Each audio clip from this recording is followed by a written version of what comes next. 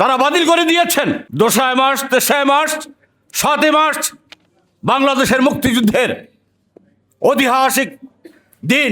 এই দিনগুলোকে অস্বীকার করার মধ্য দিয়ে এই মহান মুক্তিযুদ্ধকে অস্বীকার করবার সামিল হয়েছে। আমরা আরও দেখেছি এই অন্তর্বর্তী সরকার 26 মার্চ, 16 ডিসেম্বর শহীদ রাষ্ট্রপতি জিয়া রহমানকে মুক্তিযুদ্ধের ইতিহাসে স্থান করে দেওয়ার চেষ্টা করেছেন।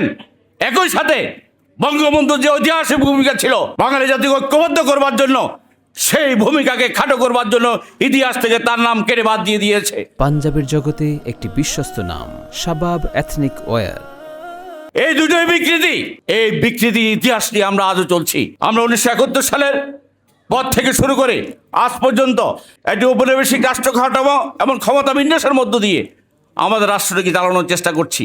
24শে গণঅভ্যুত্থানের মধ্য দিয়ে যে নতুন রাষ্ট্র চিন্তা, নতুনভাবে ক্ষমতার বিন্যাস, 54 বছরের সকল অপশাসনকে দূর করে নতুন শাসন ব্যবস্থা তৈরি করবার সেই স্বপ্ন লালিত হয়েছিল, ক্রমশ আমরা দেখছি সেটি পেছনের দিকে হাঁটছে।